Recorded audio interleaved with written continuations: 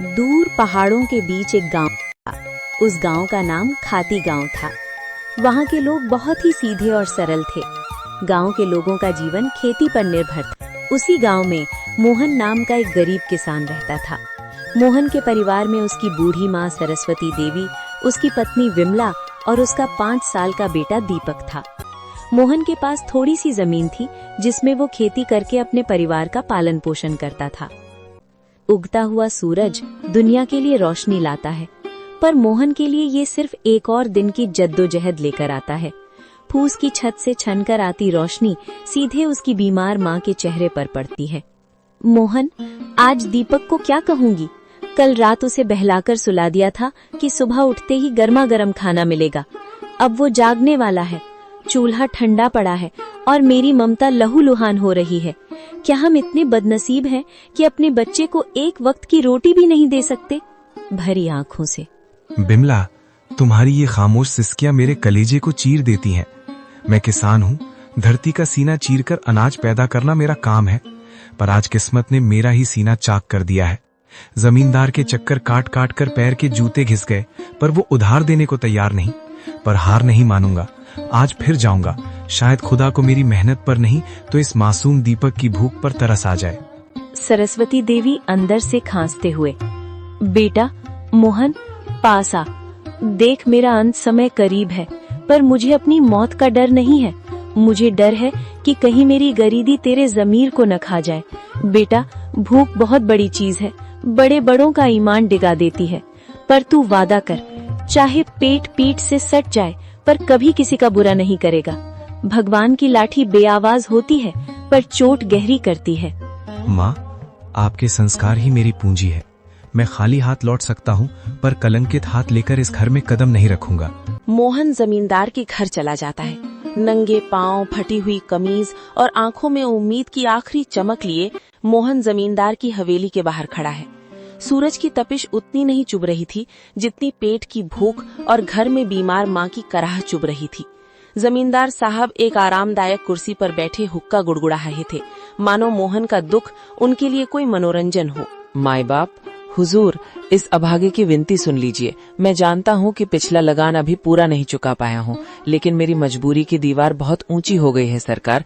घर में चूल्हा 3 दिन से ठंडा पड़ा है। मेरा 5 साल का बेटा दीपक, जो अब तक खेलता कूदता था, आज भूख मारे निढाल होकर जमीन पर पड़ा है। वो मुझसे रोटी नहीं मांगता सरकार, बस अपनी पथराई आंखों से मुझे देखता है और उसकी वो खामोश नजरें मेरे कलेजे को छलनी कर देती हैं। मोहन, ये हवेली जज्बातों से नहीं, हिसाब किताब से चलती है। तेरी माँ बीमार है, तेरा बेटा भूखा है, इसमें मेरा क्या कसूर? पिछली बार भी तूने यही रोना रोया था। ये धरती प्यासी है तो मैं क्या करूं? मुझे अपनी तिजोरी भरनी है, तेरी गरीबी का बोझ नहीं उठाना। हुजूर, आप तो गांव के अन्नदाता हैं। अगर आप ही हाथ खींच लेंगे तो हम जैसे छोटे किसान कहाँ जाएंगे? मुझे बस थोड़े से आलू और मटर के बीज उधार दे दीजिए। मैं दिन को दिन नहीं समझूंगा, रात को रात नहीं देखूंगा। मैं अपने खून पसीने से उस बंजर जमीन को सींच दूंगा। मैं वादा करता हूँ सरकार, फसल कटते ही सबसे पहले आपका कर्ज चुकाऊंगा। मेरी माँ घुट घुट कर मर रही है, उसे दवा चाहिए। हुजूर, एक बाप होने के नाते मुझ पर तरस खाइए। क्या एक गरीब के बच्चे को जीने का हक नहीं है? हक की बातें मत कर मोहन, हक अमीरों की जागीर होती है।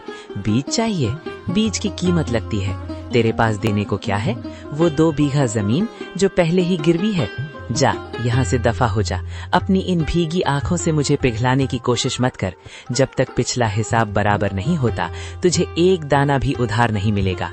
हुजूर, आज आप मुझे यहाँ से खाली हाथ भेज रहे हैं, पर याद रखिएगा, गरीब की आह बहुत गहरी होती है।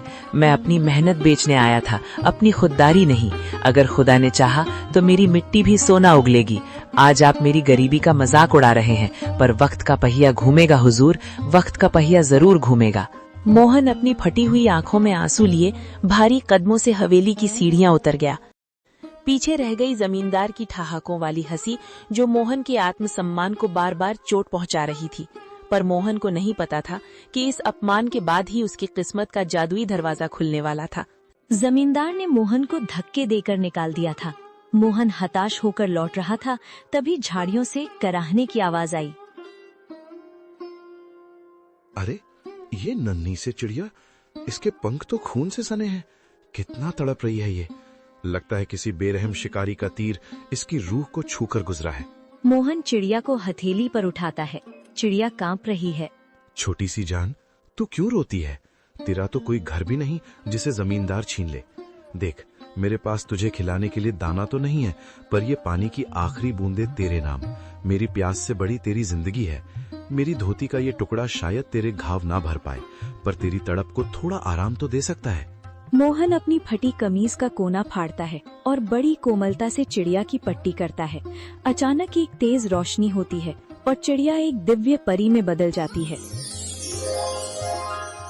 मोहन, मैंने आज तक महलों में सोने के थाल में 56 भोग खाते हुए लोग देखे हैं, पर तुम्हारे जैसा अमीर दिल नहीं देखा। जिसके पास खुद के खाने को निवाला नहीं, वो अपनी फटी कमीज फाड़कर एक पक्षी का घाव भर रहा है। तुम्हारी इस निस्वार्थ करुणा ने मुझे विवश कर दिया कि मैं तुम्हारी मदद करूं। आप कौन हैं देवी? मैं तो बस एक साधारण इंसान हूँ। मैं तुम्हारी परीक्षा थी मोहन। ये लो, ये आलू और मटर के बीज साधारण नहीं है। इन्हें उस जमीन पर बोना जहाँ तुमने अपनी गरीबी के सबसे ज्यादा आंसू बहाए हैं। ये फसल तुम्हारी तकदीर बदल देगी, लेकिन याद रखना, ये जादू तभी तक रहेगा जब तक तुम्हारे दिल में दूसरों के लिए दर्द रहेगा। जिस दिन अहंकार आया, ये फसल पत्थर बन जाएगी। परी तो एक दिव्य प्रकाश पुंज बनकर आसमान में विलीन हो गई, लेकिन पीछे छोड़ गई मोहन को हक्का बक्का, निशब्द और कांपते हाथों में वो मखमली पोटली थामे हुए। मोहन अपनी जगह से हिल भी नहीं पा रहा था। उसे लग रहा था कि शायद भूख के मारे उसका सर चकरा रहा है और ये सब उसकी कल्पना है। वो बार बार अपनी आँखों को मलता और फिर उस सुनहरी पोटली को देखता। नहीं, ये सच नहीं हो सकता। मोहन, तू पागल हो गया है। भूख और धूप ने तेरे दिमाग पर असर कर दिया है। भला एक मामूली चिड़िया परी कैसे बन सकती है? और ये बीज, ये मखमली कपड़ा, क्या सच में इसमें मेरी किस्मत बंद है, या ये मेरी आखिरी उम्मीद का कोई क्रूर मजाक है?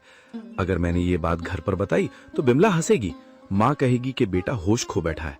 पर ये पोटली, इसका स्पर्श कितना कोमल है, जैसे किसी ने रूह को सहला दिया हो।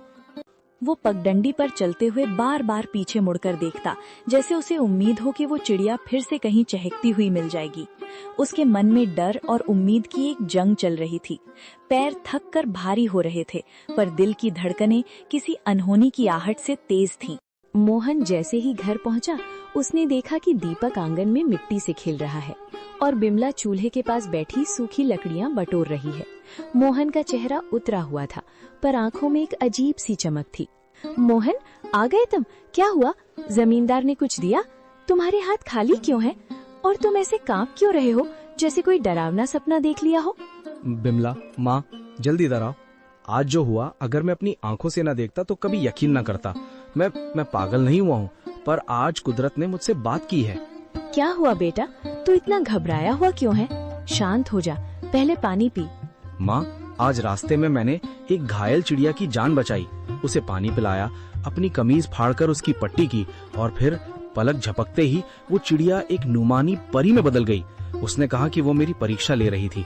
उसने मुझे ये बीज दिए हैं माँ। उसने कहा कि ये जादुई आलू और मटर हैं। अगर इन्हें सच्चे मन से बोया जाए तो ये हमारी तकदीर बदल देंगे। बिमला हैरानी और अविश्वास से, परी? मोहन, क्या कह रहे हो? कहीं भूख के मारे तुम्हारी तबीयत तो नहीं बिगड़ गई? इस जमाने में परियां कहाँ आती हैं? हमें मेहनत से रोटी नहीं मिल रही और तुम करिश्मे की बात कर रहे हो? बिमला, मुझे भी यकीन नहीं हो रहा था। रास्ते भर मैं खुद को यही समझाता रहा कि मैं सपना देख रहा हूँ। पर देखो इस पोटली को, क्या ये किसी गरीब किसान के घर की चीज लग रही है? माँ, जब उस परी ने मुझसे बात की तो मेरे दिल का सारा बोझ उतर गया। उसकी आवाज में वही ममता थी जो तुम्हारी आवाज में है। उसने कहा, जब तक मन साफ रहेगा ये फसल सोना उगलती रहेगी। बेटा, इस दुनिया में जो हम देख नहीं पाते, इसका मतलब ये नहीं कि वो होता नहीं है। तेरी ईमानदारी का सिला देने खुद विधाता किसी न किसी रूप में आते ही हैं। बिमला, शक मत कर, ये बीज नहीं, ये हमारे सब्र के। सुबह की पहली किरण के साथ जब मोहन अपने खेत पहुंचा, तो उसकी आंखें फटी की फटी रह गईं। जहां कल तक धूल उड़ती थी, आज वहां घुटनों तक ऊंची हरी भरी फसल लहलहा रही थी। बड़े बड़े चमकदार आलू और मोतियों जैसे मटर के दाने। तभी वहां से काला गुजरा। काला हैरानी और चिढ़ के साथ, अरे मोहन, ये क्या तमाशा है? कल शाम तक तो यहाँ मिट्टी उड़ रही थी और आज एक ही रात में इतनी बड़ी फसल। कौन सा गड़ा हुआ खजाना हाथ लग गया है तेरे? या कहीं शहर से कोई चोरी का माल लाकर यहाँ गाड़ दिया है? नहीं काला भाई, ये ना कोई चोरी है और ना कोई तमाशा, ये तो ऊपर वाले की मेहरबानी है। कल एक घायल चिड़िया की मदद की थी, बस उसी की दुआओं ने आज ये रंग दिखाया है। देख भाई, कितने सुंदर आलू और मटर है, तू भी थोड़े घर ले जा। दुआएं? चिड़िया मुझे बेवकूफ समझता है, ये जरूर कोई काला जादू है। जोर से, मुझे तेरे खैरात की जरूरत नहीं है मोहन। याद रख, जो रातों रात उगता है वो रातों रात ढल भी जाता है। काला के मन में शांति नहीं थी। वो जानना चाहता था कि मोहन को ये सब मिला कैसे। वो बिल्ली के कदमों से मोहन के टूटे हुए घर के पीछे पहुंचा और खिड़की से कान लगाकर सुनने लगा। अंदर मोहन, बिमला और माँ बातें कर रही हैं। मोहन, मुझे अब भी यकीन नहीं होता, वो सुनहरी परी सच में हमारे लिए फरिश्ता बनकर आई थी। उसने कहा था ना कि जब तक दिल साफ रहेगा ये फसल बढ़ती रहेगी। हाँ बिमला, उसने उसी बरगद के पेड़ के पास दर्शन दिए थे जहाँ से मैं रोते हुए लौट रहा था। वो दिव्य प्रकाश, वो ममता भरी आंखें, मैं कभी नहीं भूल सकता। काला भाई को शक हो रहा था, पर उसे कैसे समझाऊं कि ये सब दया का फल है। काला खिड़की के बाहर बुदबुदाते हुए, अच्छा तो ये बात है, बरगद का पेड़, परी और सुनहरी पोटली। अगर उस भीख मंगे मोहन को परी मिल सकती है तो मैं तो उससे कहीं ज्यादा चालाक हूँ। मैं भी कल उसी पेड़ के पास जाऊंगा और उस परी से सब कुछ छीन लूंगा। काला सुबह सुबह उसी बरगद के पेड़ के नीचे पहुंच गया। उसने एक जाल बिछाया और एक चिड़िया के आने का इंतजार करने लगा। उसने सोचा कि वो किसी चिड़िया को घायल करेगा और फिर उसकी मदद का नाटक करेगा। कहाँ है वो परी? ओ चिड़िया, बाहर निकल। देख, मैं तेरे लिए कितने दाने लाया हूँ। बस एक बार मेरे सामने आ जा और मुझे वो मखमली पोटली दे दे। मुझे आलू मटर नहीं, मुझे सोना चाहिए, चांदी चाहिए। मैं उस मोहन से बड़ा आदमी बनना चाहता हूँ। काला घंटों चिल्लाता रहा।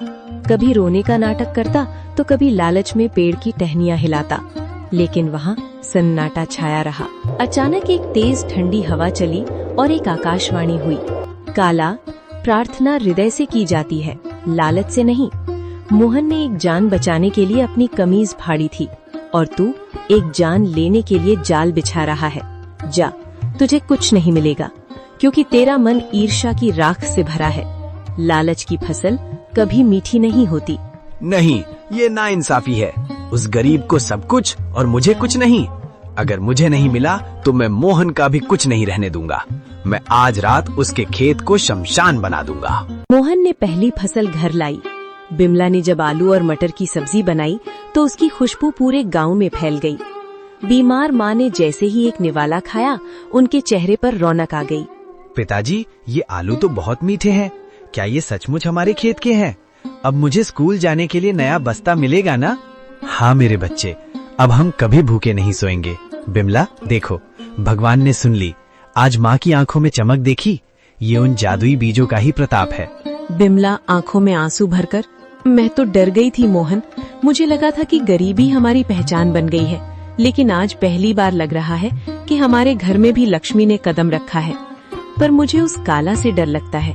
उसकी नजरें हमारे खेत पर जमी हैं।